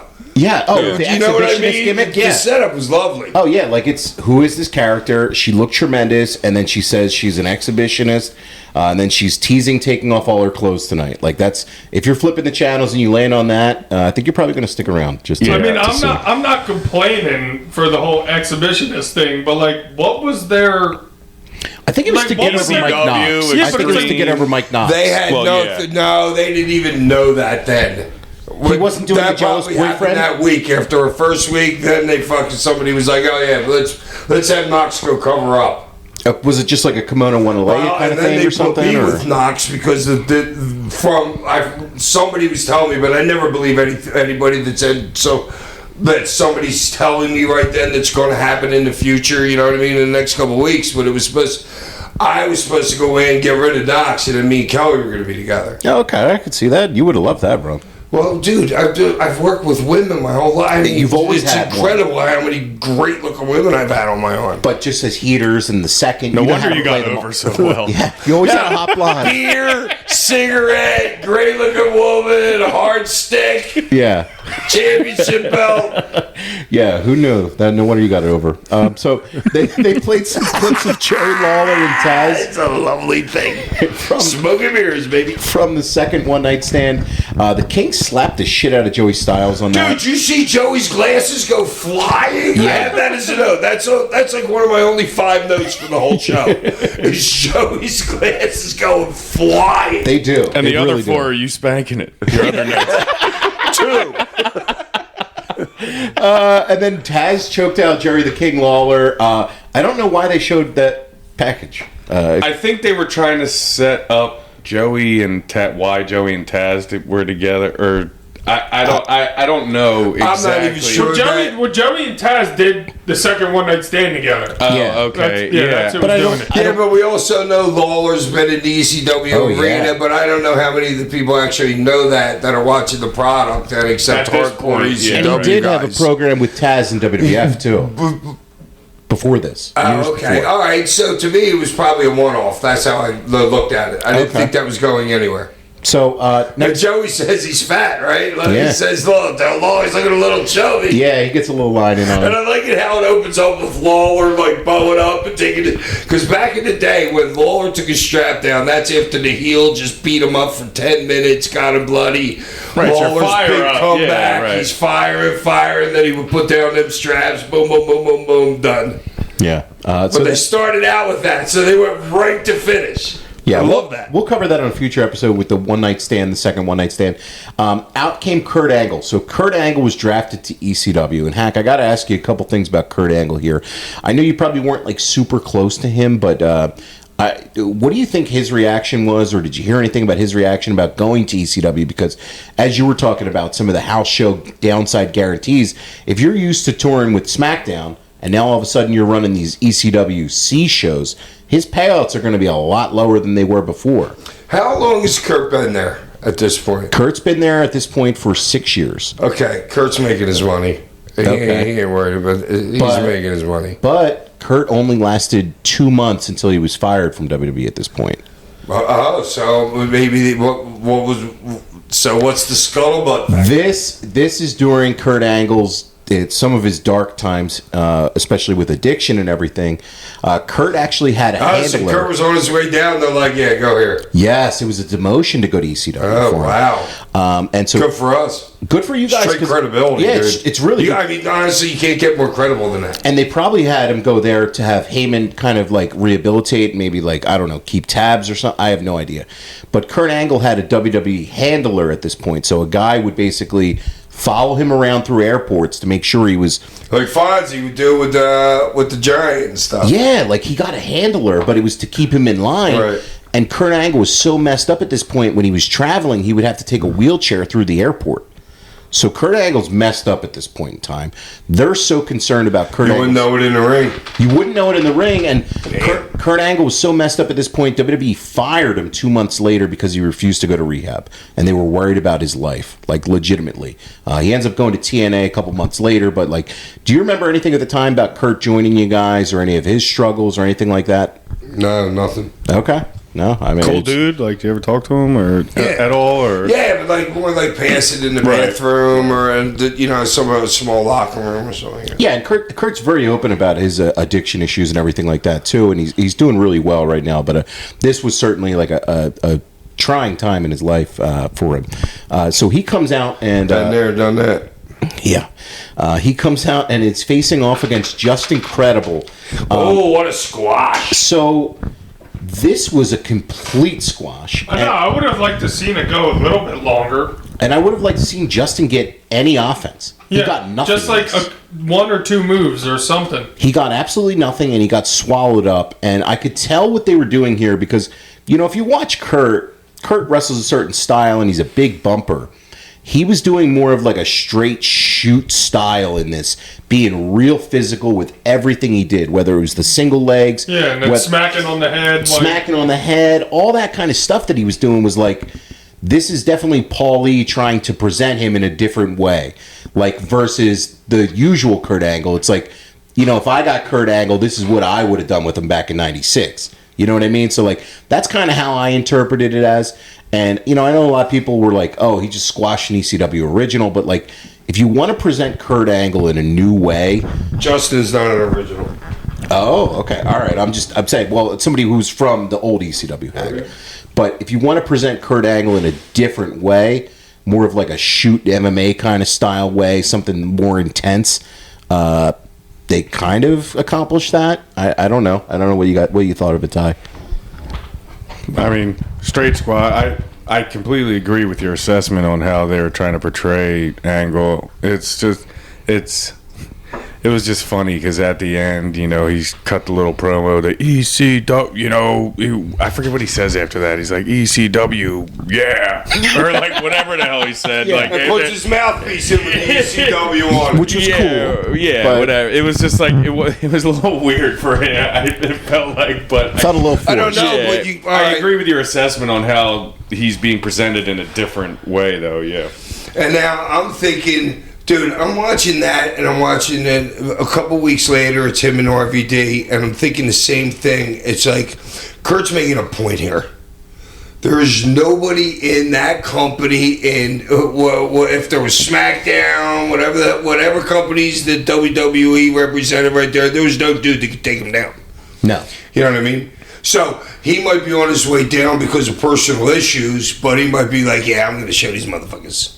Right. You know what I'm saying? Yeah, no, like And there's nothing Justin, Dreamer, anybody could have done with him.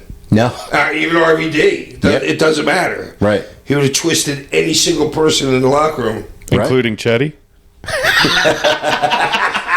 Good one. Well, since Chetty beat me, that puts him above like the Brock Lesnar's and stuff like that. Well, he handled Brock on an airplane. I've heard that story. Yeah, absolutely. I've heard that story before. But that was before Brock left and became an MMA dude. Yeah. So it'll be interesting afterwards. But a gold medalist in the Olympics, you people got to understand what a badass he is. Like a straight badass. It was gold medal wrestler Versus to NCAA college champion wrestler. that's right. Yeah, There's a little total bit different. difference. Yeah. Kurt took care of Even him. though it's a total different weight class too. Yeah. Like, Well, like it's Brock like- was 2 times the size of Kurt. Oh, Probably. yeah. But, we never got to really see what would have become with Kurt in this version of ECW because, he's out of there in 2 months. It just would have been interesting if he got to have a run or something. But there's a hard dichotomy there of like you could do it like he's against the like hardcore thing, you know what I mean? Like he's the network or whatever. You know what I mean? You could do it like that, but to me, he's so damn credible. All right, Show can beat him to me in my eyes.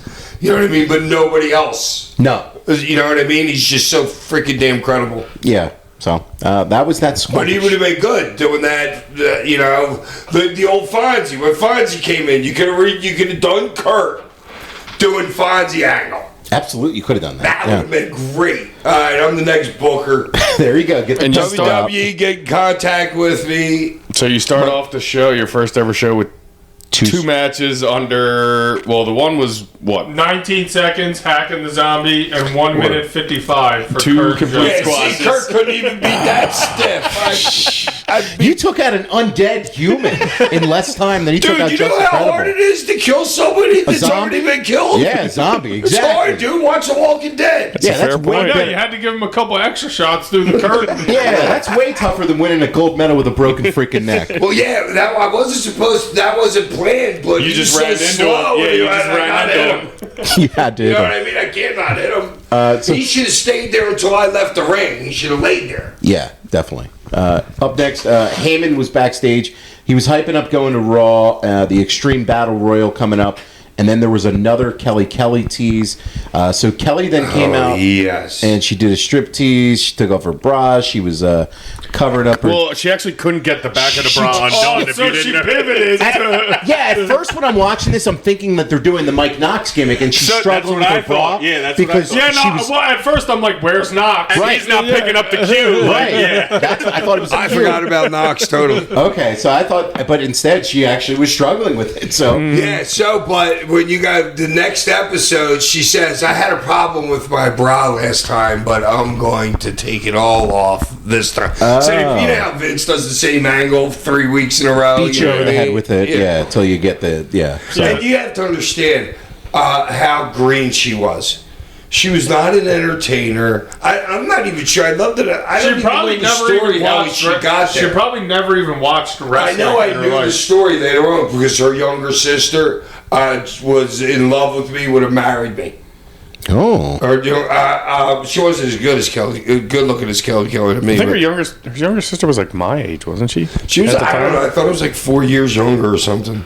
I don't Kelly, know. I think Whatever. Kelly was like 21 But, maybe at the but time. she, and she learned all that dance because you can tell she's a little bit mechanical in her movement. Yeah. She got the hip thing going, but everything else It's is not like she was a stripper, like Kimona. You can tell was like the stripper be up there having no problems, flowing, smile on her face. You can tell she's thinking about what she's doing and everything. Yeah. You know. no. nice segment. Nice Well, she segment. knew it. No But she complaints. knew it, and she took not so much criticism because everybody's trying. Feedback. Dude, but if she's suppose she's in a Raw locker room, then totally different story. Different. She'd be in and out in less than a month. Probably. You know what I mean? Because she'd be squashed. Probably. You know, by the other girls. And then she but actually we're turned trying to herself build into her a up. worker. Yeah. Yeah, No, it she. was And actually- we all see that, dude. She could be. Even though she couldn't wrestle a lick either. She had nothing. She couldn't even lock up. But she had a little charisma to her, even just in that segment. You could tell. Naturally, she had charisma. Yeah. But you guys she's beautiful. Right. Okay. Straight beautiful. So up next was the main event of the show. It is a how many guys? were Two in this? squashes and a battle royal. They said it was going to be 10. It ended up being 11. Okay, so I tried to count. I was thought I counting counted too. 10. I thought I had 10, but then you say it's 11. Big Show, I thought was the 11th. Okay. When I counted. The winner of the battle royal gets to face John Cena at Vengeance. That's what you get for winning this battle royal. The last guy out was Big Show. How many guys was it on? 11. It was 11. Okay. Yep. So when it's an 11-man battle royal and it's not a regular battle royal because there's extreme weapons, guys are going out of the ring a little bit. All right, here. This is how stupid that battle royal was. Just like episode I told you last week when I was away with Franny. The Big Show comes out there and tosses everybody, but nobody goes out over the top rope. Yeah, it's all through. And they all go through.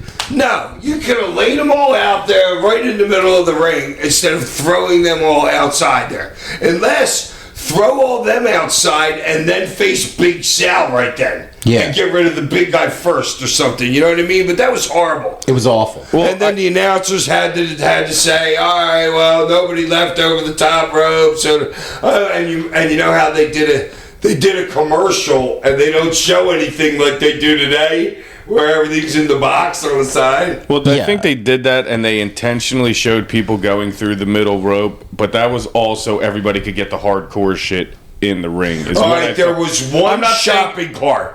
One single shopping cart. I'm not saying it wasn't bad. I'm just saying that was their thought process of how people were going to go get the weapons. It really was not a good battle royal. There's good battle royals and there's not. This was not. And probably Dreamer put it together.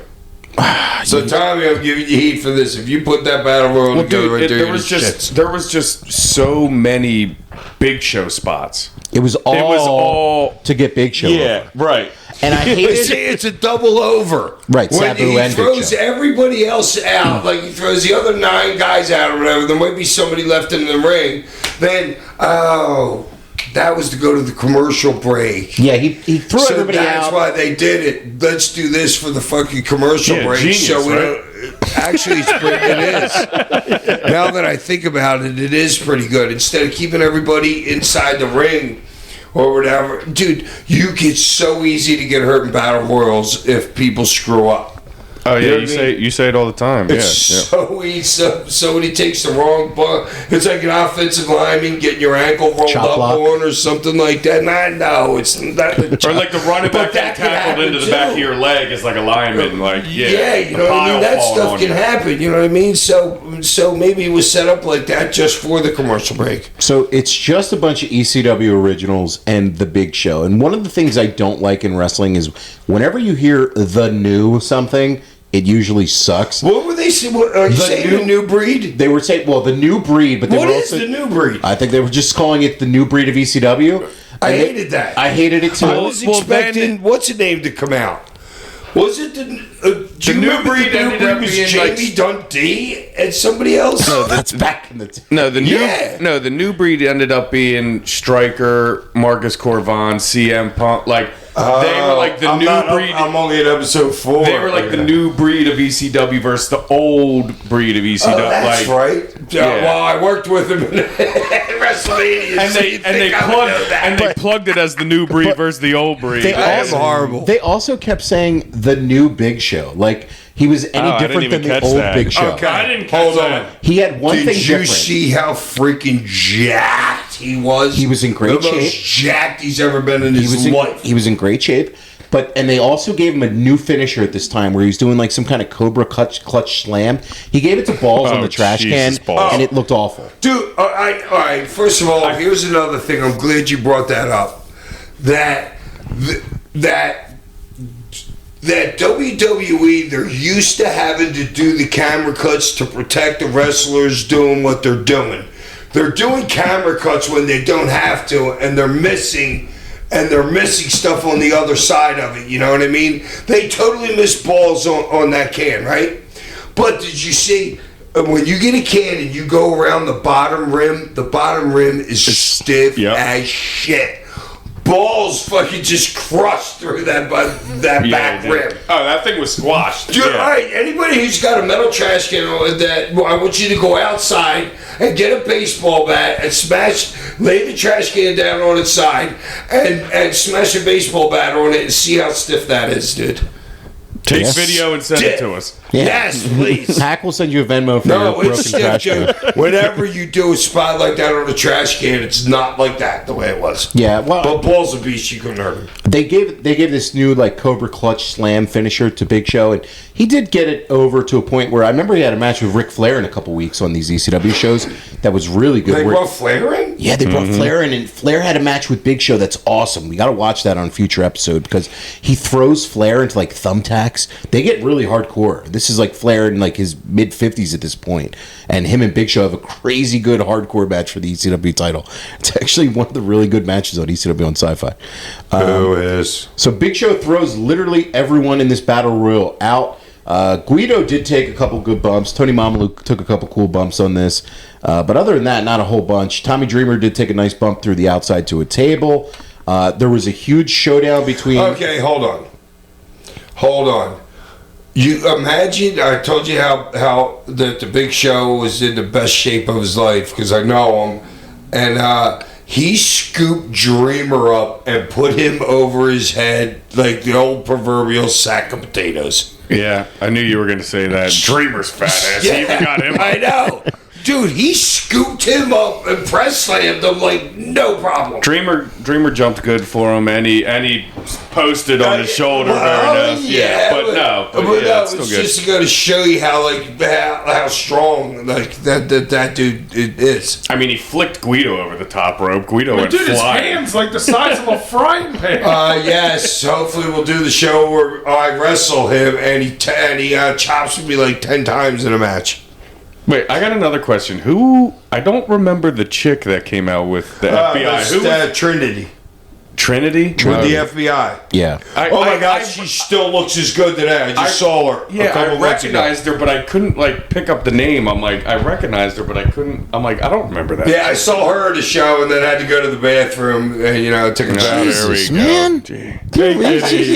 No, it's crazy, dude. No wonder you looked so thin back then. You were fucking unleashing left and right. So Big Show tosses everybody out of this battle royal, and he has. All right, we started there a minute ago. No, Where well, else you go? got distracted because you're Kill talking about me. your tongue. You were busting another nut. You're talking about all these. Trinity, oh my God. No, I didn't know. You got to be a blonde to get out. Oh my Okay, God. sorry, no brunettes. He had a showdown with Big Guido. Like, this is a dream match. People have been wanting for this battle of the bigs. Big Show and Big Guido all these years. Like, Yeah, it's it was a wrestling. Hogan Andre. Yeah. They seriously, they had a I showdown. love the finish. And Yeah, then, It was great. Big Guido, It was great. They do the Royal Rumble 92 Hogan and Sid finish where Big Guido is grabbing onto Big Show, and then Sabu launches a chair. Dude, props to Big Show for just leaning gets his- over the rope at Just the gets his leg perfect up, time. At And his left toe gets over the fucking top rope right there. Well, that's also him to protect himself, too, on your fall. You don't want to go head over heels. You more rather Well, go especially sides. him at his side. Exactly. Yeah. But Yeah. he started leaning over at the perfect time. So when Sabu hit him, it all was just Good camera cut, Well, too. Speaking of camera cuts, good camera cut on that as well. Yeah, and probably Big Guido's talking, the Big Yeah. Guido's All talking right, to here we him go. right Yeah. now. You know what I'm saying? Yeah, saying, all right, here he comes, and let's Exactly. go. Yep. Exactly. That's how I would have set up spot. Yeah, so that was it. That was Sabu wins the match. He goes on to face John Cena at Vengeance. I know we talked about Which is a last week. great match. Really good match between those two on the pay-per-view. It's cool that Sabu got to work with Cena like that in a big-time spot.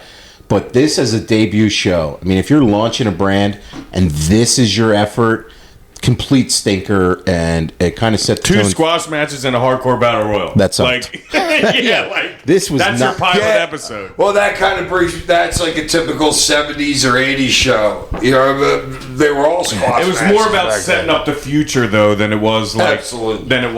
launching the brand. Right. Absolutely. And I get it. Like, when you only have an hour of television to It's work hard. with versus Yeah. 90 or versus 2 hours, you're only going to have time for like one 15-minute match if you have that. You have about 39 to 42 minutes of actual time that you're on the air with all the commercials. So your windows are very limited. And look about the packages. You got the Kelly package. You know what I mean? You're probably showing 8 minutes of packages. And you got 2 or 3 Paul Heyman interviews. Yeah, the in-ring. And then the 2 in the backstage and whatever. So, like I said, it was more about setting up the future of where they were going than it was like launching the brand. Do you remember leaving the show, Hack? Do you have any memories of leaving the show or any other memories? Were you in Trenton? Yes. Yeah, I talked about it. The guys were driving home, and the guys passing us doing wheelies. It was like 109-hour wheelies. I'm doing like 80. These dudes blew by us. And then I got pulled over, like going over the Walton Bridge or something. But in terms of like ECW being relaunched, were you like... Nothing. No. Okay. I might have had to sign like 1,400 things that night. Remember? What, pictures or something? No, all these little like stickers or something. I don't know. Okay, so that was ECW on Sci-Fi episode number 1. If you guys have never seen it before, maybe watch it, but it's not good. It's interesting. It's interesting. We'll tell you that, yeah. It's definitely intriguing to watch and look back on, but it's not anything. It's way more intriguing if you know the history of ECW. So if you're going to watch it, like, try and chronologically go on to Peacock or wherever you're going and start from the beginning of us, and then you'll really understand what we're talking about when we're at this stage. Yeah, absolutely. So all in all, it was like 11 minutes and 6 seconds of wrestling on the first. What? Oh my! Are you freaking serious, dude? I just did the match. Yeah. 19 seconds, 155, 9 minutes, 32 seconds. All right. So what do you think Raw is now? It's 11 Are they to on 6. for 2 hours? There's a Twitter account that posts the amount of actual time spent wrestling on the shows. It's got to be less than like 40 minutes for Raw. I think it's 2 around hours. 40 minutes. It's 3. It's 3 hours for Raw. And it's still less than 40. Sometimes It's around 40 minutes. It's around 40 Yeah, minutes. they do those packages. They like live on packages. And they love the entrance. Guy comes out, then the commercial break, then the match happens. They love that. It's like it's all to keep the people hooked and stuff. Whatever. So next week up on the show, we are covering a classic from WCW. I can't wait to talk about this show. The Great American Bash, 1999. Man, Brian Knobs beats the shit out of me, probably. Was this in Washington, D.C.? This was in Baltimore, so you're right around the DMV. Oh, yeah, we I stayed. was there. Yeah, I was there. I was there. remember that. Yeah. Kelly was there. You're in the opener, man. So it's you and Nasty Knobs working the opener. And I was happy as shit because we were out of there. We were in for a couple days for the D.C. thing a little bit, and then I was like, boom. Yeah, we did the Inner Harbor. That's when we went and did the Inner Harbor and So stuff like that. I know, Hack, they're doing the Who Killed WCW show on Vice. This is smack dab in the middle of a lot of really bad WCW booking.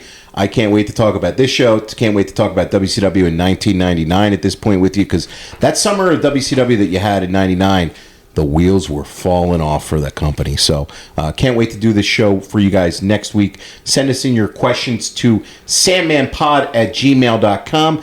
Be sure to like, share, and review the show. Follow us on Instagram. Yeah, share, review. On Twitter and on YouTube. We cannot wait to hear from you guys. We do have some listener questions for you here. Before you get to the listener questions, All right, Tosh, Tosh, I recently saw that it was your birthday, so I wanted to wish you a happy birthday. So I saw that on Facebook. If I would have known, I would have got you something. I meant to get him a cupcake at Acme today. When I purchased Hack's pre-birthday present. Your birthday's not till the 19th. This is the 10th, but I figured it would be a perfect time to give it to you. I never celebrated my birthday since I was 21. No, and I don't know. Dude, when I saw this, I needed to get you this. All right, but make it as a present, not as a birthday present. Okay. Why don't you just give it to me because I'm the greatest dad on the planet? It just so happened to coincide in your birthday not month, and I needed to do it here because everybody will enjoy it. Okay, we got a little unveiling here. I like this. Oh, he has it in a DoorDash bag. No, so what? It's a nice present for you, man. This is going to be great. Me, Kelly. Oh, Prince Nana! Dance Club!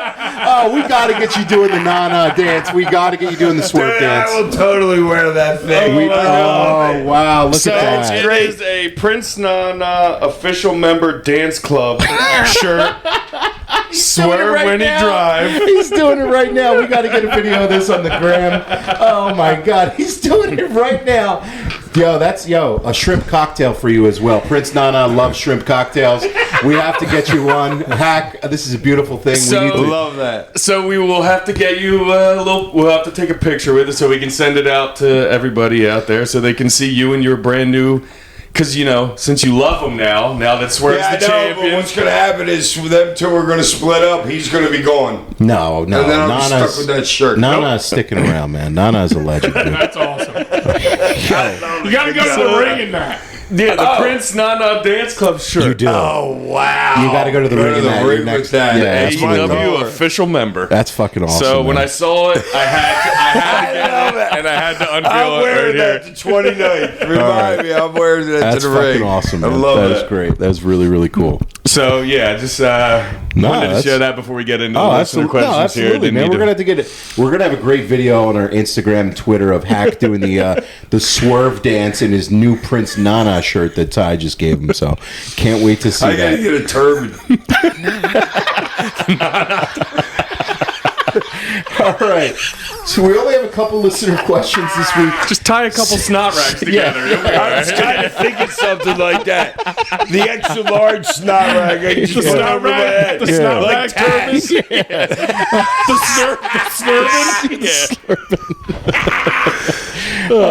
Ryan from Massillon, Ohio writes in. From where? Massillon, Ohio. He writes into us fairly he's often. wrote in before. He's the shit. Question for Ty. Why didn't you get into the business as you got older? Apologies if you did and I missed it. Yeah, I did. Stuck my toe in a little bit. I've had, I don't know, maybe 10 matches or so.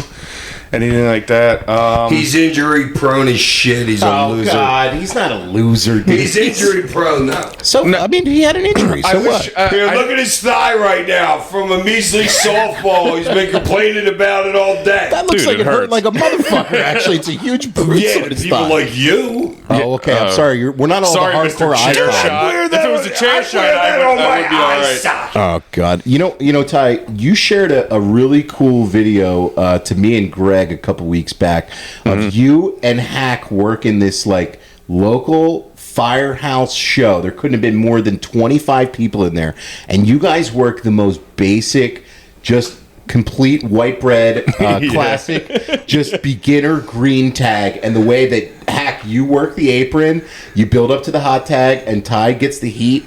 It's like perfectly executed, basic like 101 wrestling, and there can be more than like, I would say 25 people in this fire hall.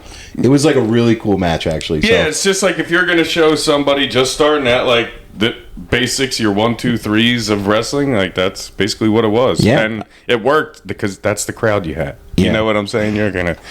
And Hack's already over. Yeah. It's not like he's got to like get super over It's with so that crowd. intimate. like, I have so- no problem with intimate crowds because I could talk to them. I don't need a microphone.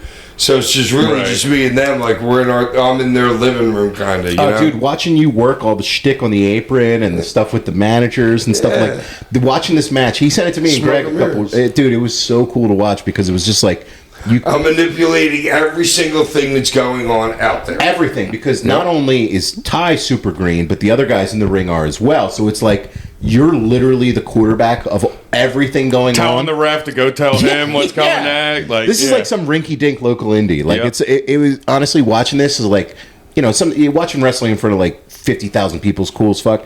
But then sometimes watching rinky-dink indie stuff like this is really cool. So we'll put this match up on our social media as well because cool to see Ty, El Hilo del Hack, the son of Sandman. Horrifying.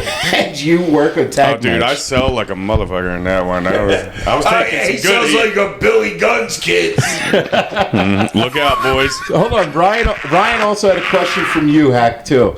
If you could bring back someone from the dead who was an ECW guy to have a match with, who would you bring back and why?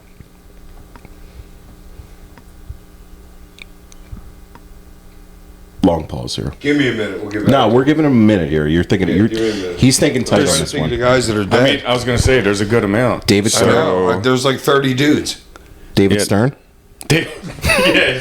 David! Cane the shit out of David Stern. Basketballs fly out like the dust in That'd the be zombie. a good ECW sci-fi match. Hack and David Stern. I don't know.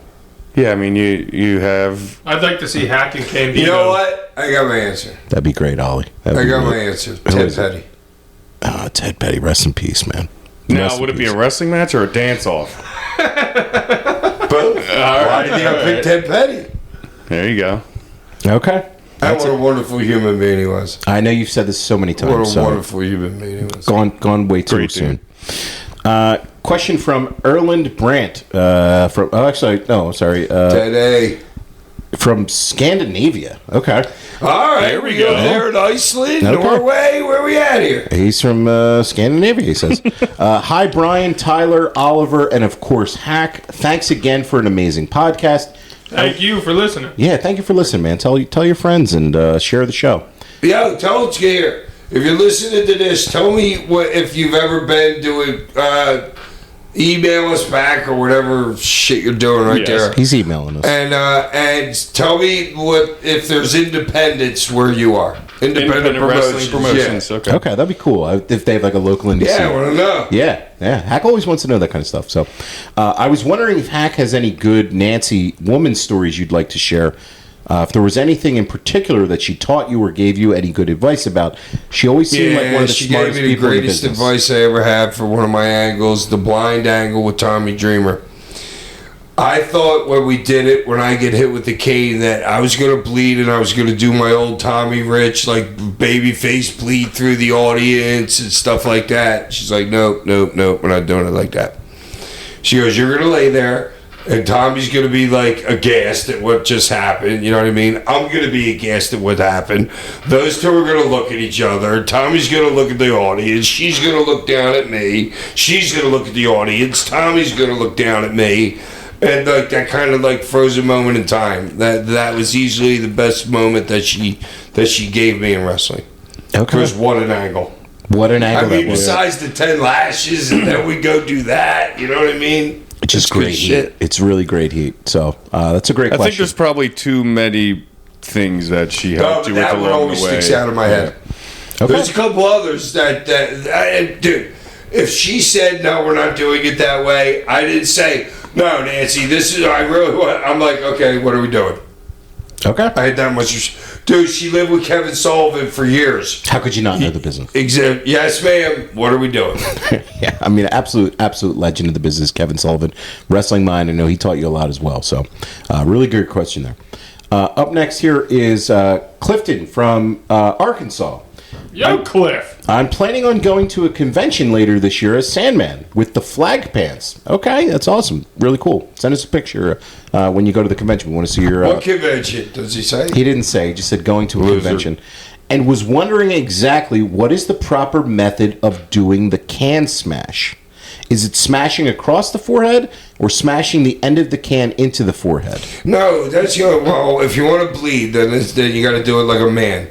So you drink like 3/4 of the beer, even just because the more liquid that's in there, the harder you're hitting your head. Makes sense. A force hits another force, the more it weighs. You know what I mean?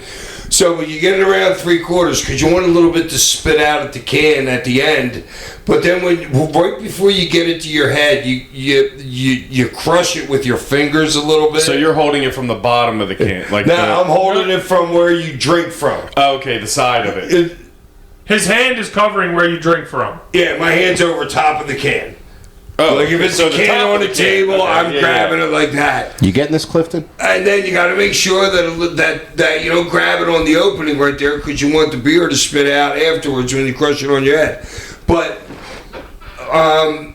you crush it a hair with your fingers right before it hits your head, and it's way easier on your head. It'll still cut you.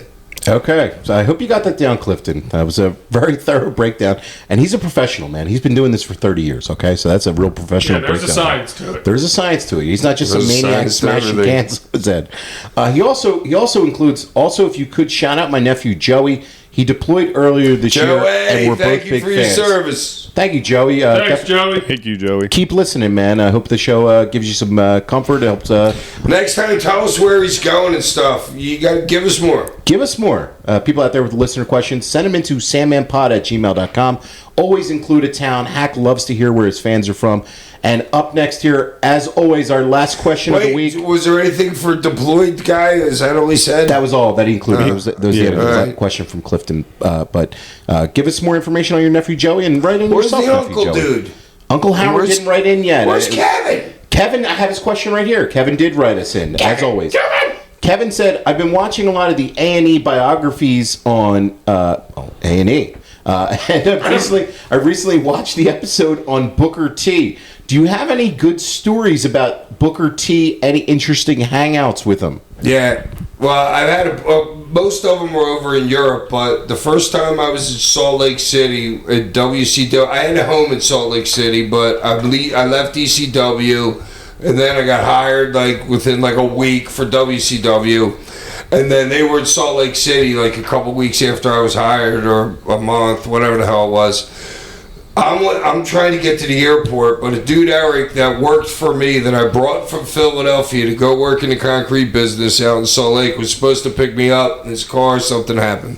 So I'm outside of the Salt Palace, and I see Booker T in his car over there. So I run over to him, and I knock on the door. Little did I know he was rolling a joint right then. I knocked on his window, and all the pot went flying everywhere. He rolls he hits the thing, rolls down the window. He's like, Sam, what the fuck are you doing? You know what I mean? I'm like, dude, you're going to the airport, right? He's like, yeah. I'm like, dude, I need a ride. He's like, get the hell in here. And then I'm like, let me see your pot. I said, don't worry about it. I got a way better pot than that. And he's like, all right, let's go. Did we just become best friends? And then in Europe, we spent some good. We went because we were doing a couple times we were doing bus rides. We might be there for 10 days, and you could be doing a 5, 6, 7 hour bus ride every single day. You know what I mean? Doing England, Scotland, Ireland, you know what I mean? A loop like that. So you get to know guys when you're sitting on the back of the bus together. Yeah. No, that's cool, man. That's awesome. Always love Booker T, and that's really cool to hear that you guys Need were to see boys. Hack hit a spinneroonie. Yeah, we got to see the hacker Rudy. I've done it. I've done it in the ring, but it was the curly shuffle. Okay. All right. Send us It was in Texas. Oh, yeah, he also yelled at me for riding the not the Segway. What's the things we used to have the competitions with in Kennett when we were drunk? Oh, it's the hoverboard. Yeah. He had a hoverboard because he was injured or something, and it was in the locker room, and I loved the hoverboard. So I'm out riding it all around the place, and Booker's pissed because he's trying to go somewhere and doesn't know where his hoverboard is. So he walks through the curtain. We're behind the curtain, you know what I mean? He looks through the curtain and he's yelling at me. And I thought he was putting me over for how good I was riding the hoverboard. No. You're so oblivious. But we were boys at that point, you know what I mean? Okay. He's like, Sam, give my fucking hoverboard. Yeah, I thought he was I actually need that thing. because I can ride them things great. A lot of people, but my balance is Okay. Stealing his hoverboard when he needs it. That's so great. I'm dying at that one. Great question as always, Kevin. Keep them coming in. Everybody send questions to sandmanpod@gmail.com. Next week we are doing WCW Great American Bash 1999. We also have that merch coming out soon, guys, so please be putting away some dollars because you're going to be spending it on these t-shirts. I swear, once you see Christmas is coming. It's it's going to be before It's Christmas. only 187 days away. My man is slaving away at this, man. Not He's the working. Prince Nana merch. Listen, what the he's other cooking merch. up is going to be just fire. So I'm telling you this right now. It's going to be big. So please put away some dollars for that can't wait. merch. It's going to be sick. I'm telling you that right now. So send us in your questions to sandmanpod@gmail.com. Follow us on social media. And definitely give us a follow on YouTube. Subscribe. And as always, Hack, before we get out of here, Cane of the Week and Toast of the Week. Dude, there's no toast because I'm so pissed at this guy because I lost some money on him. Kyrie Irving, you loser. I'm begging you to not be a ghost for the third game. Are you kidding me? Okay. Horrifying. I hope he does better. Horrifying. This episode will be out before that third game, so I hope you win some bets here, Hack. All right, guys, we'll talk to you next week. Peace. Ain't it foggy outside?